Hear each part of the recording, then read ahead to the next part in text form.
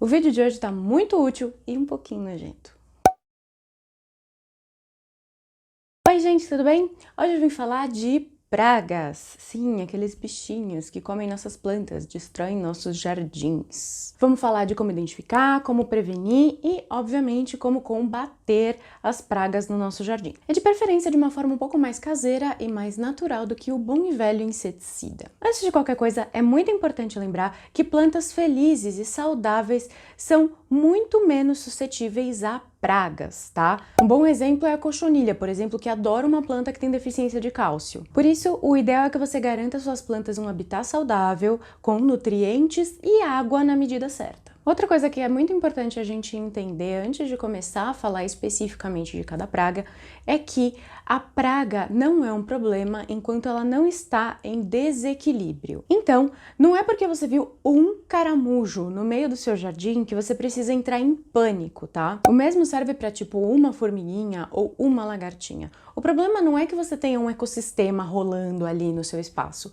é que esse ecossistema entre em desequilíbrio. Então, verifique se por acaso a população aumentou, se suas plantas estão sofrendo. A forma mais fácil de você perceber que uma praga existe é você verificando os sintomas na sua planta, e não a presença de uma formiguinha. Agora sim, bora falar de praga. Começando pelos ácaros, tá? Que são um bichinho super difícil de ver, mas que você consegue identificar pelos sintomas na sua planta. Apesar do ácaro fazer uma colônia embaixo das folhas da sua planta, as folhas na parte de cima vão mostrar os sintomas. Com os ácaros brancos, a sua folha vai começar a ficar parecendo vidro, assim. Ela vai ficar com uma aparência de quebrável. E aí, quando chega no estado avançado, a sua folha começa a rasgar. E aí, quando começou a rasgar, os ácaros provavelmente já foram embora para outra. Já os outros ácaros, que são rajados e vermelhos, eles vão causar manchas vermelhas em cima da sua folha. Com o tempo, essas manchas vão crescendo, crescendo, até a sua folha ficar inteira vermelha. Nesse ponto, a tua folha vai necrosar e ela vai cair, e aí a sua planta vai morrer. Outra coisa que esses dois ácaros causam na sua planta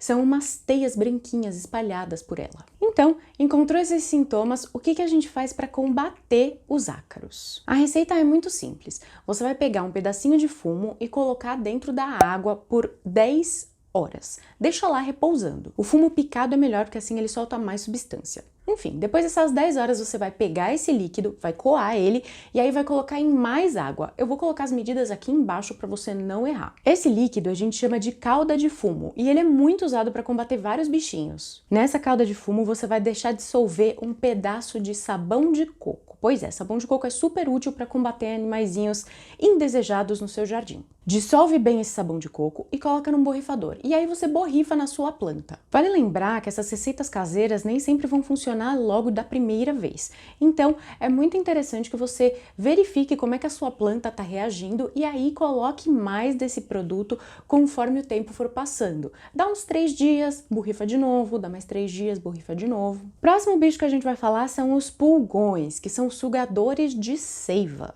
Os pulgões adoram os brotos novinhos da sua planta, então você provavelmente vai ver que os brotos estão atrofiados. Eles também atacam as suas folhas, então as folhas também podem atrofiar. Ainda por cima, o pulgão solta uma substância que é meio docinha e ela é o alimento favorito de um fungo chamado fumagina. E aí junta a fome com a vontade de comer e já era a sua planta, né? Porque juntou uma praga com uma doença. Com o pulgão é muito importante você ser rápido, porque conforme o tempo vai passando e eles chegam no estado um pouco mais avançado, os bichinhos começam a nascer com asa para poder colonizar outras plantas por aí. A receita para combater pulgão e cochonilha é a mesma, então eu vou falar das cochonilhas e aí no final eu dou as receitas. As cochonilhas provavelmente são as pragas mais conhecidas por todo mundo. Todo mundo já teve uma planta com cochonilha. É uma coisa super comum. Elas são sugadoras, igual ao pulgão, mas elas se dividem em 2 tipos e elas vão apresentar sintomas diferentes. O primeiro tipo é a cochonilha com carapaça. Essa cochonilha ela é marronzinha e ela vai fazer a sua planta definhar com o tempo. Ela também solta a mesma substância do pulgão que atrai a fumagina? Pois é.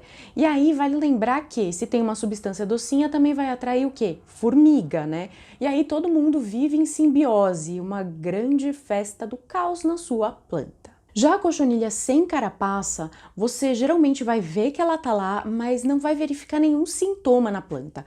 Isso porque para sua planta começar a sofrer com ela é porque a população já tá muito grande. Quando isso acontecer, a sua planta vai enfraquecer e aí as folhas vão começar a cair. Mas sinceramente, você já vai ter visto as cochonilhas há tanto tempo que é super difícil isso acontecer, a não ser que você resolva negligenciar tudo. Enfim, para combater toda essa bicharada, pulgão, cochonilha com, cochonilha sem carapaça.